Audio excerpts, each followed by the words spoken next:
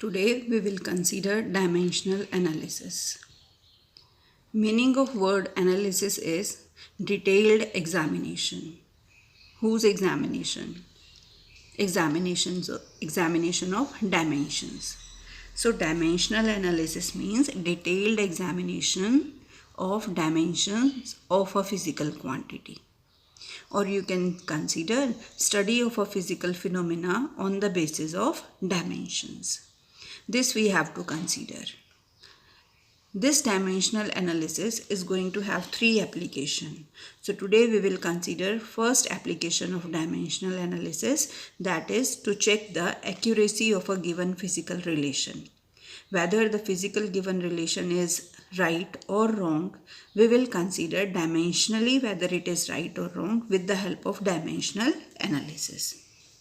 For example, relation is given to you, V is equal to U plus AT, S is equal to UT plus half AT square, F is equal to MA, work done is equal to force multiplied by displacement. Whether these relations are dimensionally correct or not, we will check them by using this application. To use this, we have to consider principle of homogeneity. What is the meaning of statement of this principle? According to this principle, if this relation is given to you, V is equal to U plus AT, then according to this relation, if equation is dimensionally correct, then each term either on left hand side or on right hand side should have same dimensional formula. In this equation V is equal to U plus AT, we have three terms here. First term is this final velocity U, V, and this second term is representing initial velocity, that is U.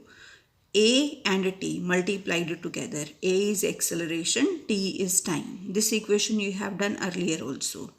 This relation V representing final velocity, U initial velocity, A acceleration and T time. This equation will be dimensionally correct if each term either on left hand side or on right hand side should have same dimensional formula. It means dimensional formula of final velocity should be equal to dimensional formula of initial velocity and should be equal to dimensional formula that we will get after multiplication of dimensional formula of acceleration with the dimensional formula of time. If all these three terms have same dimensional formula, then we will consider this equation is dimensionally correct. In another way, you can say that like terms are added, like terms are subtracted. Or only those physical quantities will be added or subtracted which have same dimension. It means this is velocity. In velocity, if this equation is dimensionally correct, then in this velocity, this should also have dimension of velocity. In velocity, you can add velocity. In velocity, you can subtract velocity. You cannot add current to velocity. You cannot add volume to force. It means like quantities will be added and like quantities will be subtracted. I am reading this for you again. According to principle of homogeneity, a physical equation will be dimensionally correct if dimensions of all the terms occurring either on left hand side or on right hand side of equation are same. Only those physical quantities can be added or subtracted which have same dimension. Speed, velocity, average velocity, all they have same dimension. We can add or subtract similar or like physical quantities. Now let us use this dimensional analysis to check the correctness of a physical relation. First relation we have considered V is equal to U plus AT. So to solve it, you will see dimensions of left hand side and dimension of each term on right hand side. In left hand side we have velocity.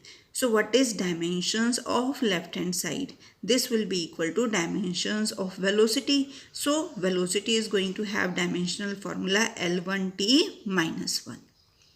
Dimensions of right hand side. In right hand side we have two terms. First term is initial velocity U. So its dimensions will be L1t minus 1. And other term is AT. So we will multiply dimensions of acceleration. Dimensional formula for acceleration is L1t minus 2. With this, dimensional formula of time will be multiplied. So we are going to have L1t minus 1. So each term of this equation, this velocity L1t minus 1, this velocity L1t minus 1, product of acceleration and time, this is also giving L1t minus 1. So dimensions of all the terms either on left hand side or on right hand side are same. So this equation is dimensionally correct. Another example, if it is asked half mv square is equal to mgh, whether it is dimensionally correct or not. In this case, this half is dimensionless constant. Few constants are going to be dimensionless. Pi, half, 2, 3. Few constants are going to be dimensional constant. For example, gravitational constant. Its value is constant all over the universe, but it is not without a dimension. It has dimensions with itself. Planck's constant, this is also a constant with a dimension. So few constant we will deal which are dimensionless, few constant we will consider which are with a dimension. So if I will use homogeneity principle here and I will find dimensions of left hand side and dimensions of right hand side, then this half will be dimensionless constant. So it has no role to play here.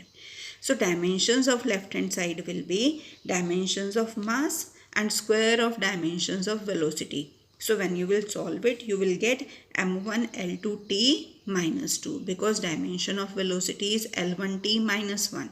And when you will do square of it, you will get L2t minus 2. Dimensions of right hand side, mgh. So m is m1, g acceleration due to gravity L1t minus 2, h will have dimension of length L1. So when you will solve it, you will get m1 L2t minus 2. This dimension and this both are same.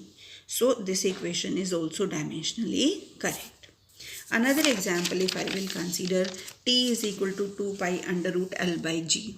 T time period, 2 pi dimensionless constant, L length and g acceleration due to gravity. So dimensions of left hand side will be T1. Dimensions of right hand side when you will solve, it will be dimension of length divided by dimension of acceleration due to gravity, then under the root. So when you will solve it, you will get T1. This left hand side dimension and right hand side dimension are same. So this equation is also dimensionally correct. Now one important point to notice. The equation that is dimensionally correct, it is not necessary that that equation will be correct numerically also. For example, if you will consider this relation V is equal to U plus half AT. You check its correctness or accuracy using dimension. This equation will be dimensionally correct, but numerically when you will use this equation will be numerically wrong. So it is not necessary that the equation that is dimensionally correct will be numerically correct also. So this line I have written here, a dimensionally correct equation need not be actually a correct equation. Means it can be numerically wrong, but dimensionally wrong equation will be wrong equation. So here one example I have considered, S is equal to ut plus at square. Dimensions of left hand side L1. Dimension of this term initial velocity multiplied by time L1t minus 1 into t1. So this term is contributing for L1. This side dimensions at square.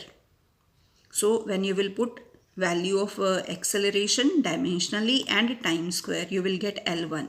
So dimension of each term on left hand side and right hand side same. So equation is dimensionally correct, but numerically this equation is wrong. So this point you will keep in your mind. An equation that is dimensionally wrong means wrong. But if it is dimensionally correct, then also it can be numerically wrong. Now other type of question that we will do now is, this equation is given dimensionally correct, and we have to find here ratio of a and b. F is equal to a root x plus bt square. So if equation is dimensionally correct, then each term on left hand side and right hand side should have same dimension. So we will equate dimension of force with a root x. Dimensions of force with dimensions of a root x. So dimensions of a will be dimension of F divided by dimension of root x. You put value for force dimensionally, and for x you will get value of a. Similarly, dimensions of F should be equal to dimensions of bt square. So b dimensions will be equal to dimensions of F divided by dimensions of t square. Put value of F, solve it, you will get value of a and value of b. Divide equation first with equation second, then you will be able to find the ratio. So try practice of more and more numericals related to this application.